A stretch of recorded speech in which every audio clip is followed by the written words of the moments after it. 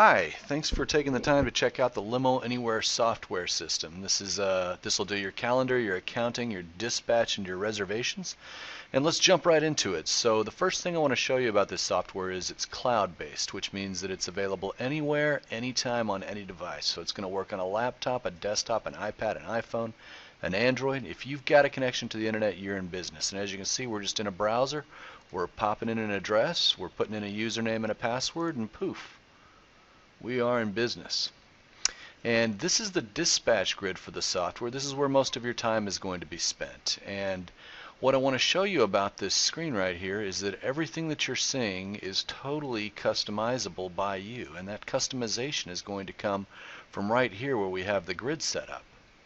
So for example, over here we've got the pickup time, we've got pickup time, we've got passenger name, passenger name. Let's say we wanted to flip these. We want passenger name to be first. Click, drag, drop. And let's say we want to skinny this up because look at all this wasted space right here. I'm going to change this over to 100 pixels. And I do update. Keep your eye right here. Passenger name is now first and the column is half as wide as it was. So you have all of these variables to play with. You can make this look like whatever you'd like. So over here we have our managed statuses, and what managed statuses is the concept of a status is from the moment that a trip exists, it must at all times belong to one of these statuses. And a status is anything that you want it to be, and you can make edits to it by coming over here to edit. And if arrived is not a status that you want, you could change it to whatever you'd like. And you could disable it, you could add your own status, you could reword these to be code 1, code 2, code 3. It's all customizable to your preferences. So something else I want to show you about the dispatch grid is right over here we've got the flight's information. So I got my flight scheduled time, my flight's actual time, as well as the gate and the terminal that it's going into. And this is updated every 60 seconds by the FAA. So let's get started by making a reservation. The way that we'll do this is you're going to have this page up here, or this button up here that says New Reservation. When I click on it, it allows me to enter a new reservation. And this is the reservation field. Now there's a lot of information here, but don't let that overwhelm you. The only fields that are required are whoever is paying for it, our billing contact, pickup date, and the pickup time. Everything else, if you collect this information, you'll have better records, but it's not a requirement. So let's say our guy calls in and says his name is Alex. So I type in Alex and it automatically goes into the system and finds every Alex that we've ever done business with. And we just make sure we've got the right Alex, and it automatically knows who our billing contact is, it knows what company he's with, knows his email address and his phone number. All of this it knows because he has an account with us. We have done business with this person before. So now all we have to do is enter a pickup date and a pickup time. We can do a drop-off, and by the way, it does military time.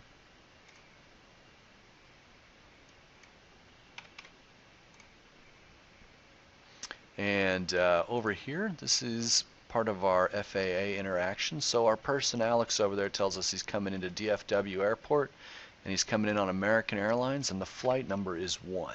And I'm going to do verify and pick up, and now what's happening is we're going to the FAA and the FAA is saying we have a problem. There's no such thing as flight number 1. However, on American Airlines, arriving at your airport on the date around the time that you specified are all of these flights. So now I can quiz my guy and say, where are you coming from? And he says, Vegas, and I'm getting in at 7 p.m. Oh, you meant flight 670. Yeah, that's what I was talking about. And now we're locked in right here, and we are not chasing a ghost flight. And let's do our drop-off address. And we have integration with Google, so what's about to happen is we're about to go to Google and Google's going to confirm the address that we put. So it said 901 Main, here's all the ones in the area. So I select it and it automatically drops it in here. I can enter trip notes. I could enter dispatch notes if I needed to. Over here I can do a service type. Let's see, we are coming from the airport. And a vehicle type. Now vehicle types are groups of cars that bill at the same rate per hour. So we may have 10 four-door sedans. They bill at a different rate than the SUVs. That's what we're trying to differentiate here. So I grab it and I come over to my rate table. Yeah, I can charge them on an hourly basis, and I can also charge them on a distance-based basis. And what's happening here is I've put what I'm charging per mile. And when I click on it, what happens is right over here, it's already done my math. In other words, it went into Google, it plotted the pickup, and it plotted the drop-off, and it knows the distance, and it automatically applied it to our rate calculator. And if you needed to make any changes, you could come in and make the edits right here. And at this point, we can assign the driver. We could also assign the car, but 9 times out of 10, you don't know what those are going to be at this point in the reservation, so I'm going to leave them blank. I hit Save Reservation. It's confirming the flight one more time. Now, what just happened when I hit Save is it automatically sent an email to Alex over here at this email address. And that email that it sent was a confirmation that looks like this. So I've got my logo up at the top. I got the confirmation number, the date, the time, who it was, who the billing contact is, how he's paying, where we picked up, where we're dropping off, plus our rate. And if you don't like the rate being on the confirmation, you can turn that off. Down here we've got our terms and conditions, which are customizable. This is, you know, don't smoke in the car, that sort of thing. So there's our confirmation, and let's say at this point we want to go charge his credit card because we want to take a deposit. So I come over to payment, click use a stored credit cards. These are the cards that I have on file for him, and I do authorize and capture, and let's say I want to take a $20 deposit on this account. I submit it. It automatically just emailed George over here with a receipt. There's my receipt. And now here's what the total was. We've received 20, therefore there's 45 still outstanding. So I'm going to close that up. And that is how we make a trip. So some other things to show you are, let's go take a look at the calendar. This is just an overview of all your trips for the day. Actually, all of our trips for the week, I'm sorry. We can see a monthly view right here. And let's go do some dispatching now. So our driver is logged in. He has an app on his phone. Note, I am logging in. We're doing a browser-based app. The actual app that your client will use is on his smartphone, and it is an app. It is not browser-based. I can't emulate it in this demo, so I'm going to use our browser version. But so what happens is when we want to dispatch, we double-click and we change a status to dispatched, and we go grab what driver we're going to be. We can grab the car right here, and I click on OK, and it's giving me a warning. I've double booked my guy. So let's go take a look and figure out if I have double booked. I can come over here to my graph, and look, yep, I have double booked. So I can make the necessary changes, and we've got drag and drop. And it's also complaining because my car is double booked. So let's go look at our cars now, because now we've got our driver's names across the top, and we've got the time of day over here. So when I go click on cars, same concept. Now I've got my cars across the top, and the time of day is over here. And again, at the beginning of the day, all of your trips will be over here in the unassigned column. And that warning that we got a moment ago that we were double booking, yes, it's quite apparent we have double booked. But then we got drag and drop. Just drag these to wherever you want them to be.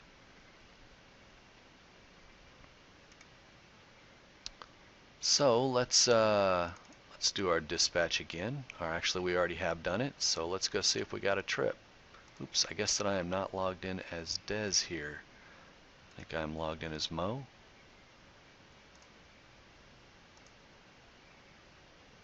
Nope, I'm logged in as Des.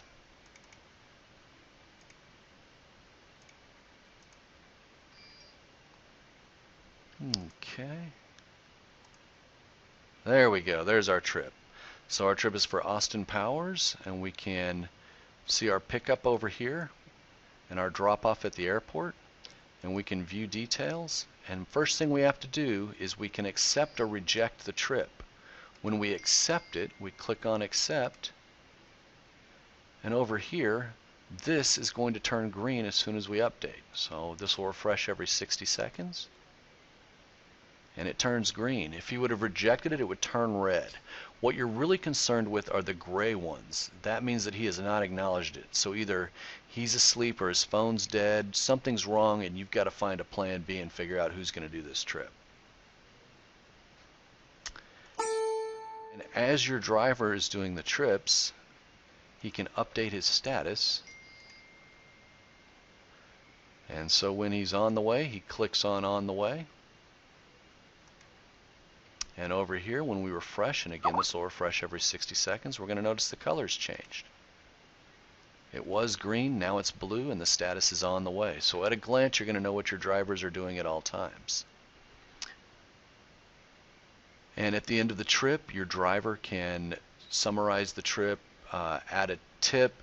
I'm sorry, he takes his trip, or he takes his phone, hands it to the passenger in the back seat. The passenger can add a tip and then do a signature capture. And then it'll automatically charge the credit card. Also, when we click on our GPS button, what we're doing here is we're tracking the GPS inside of your driver's smartphones.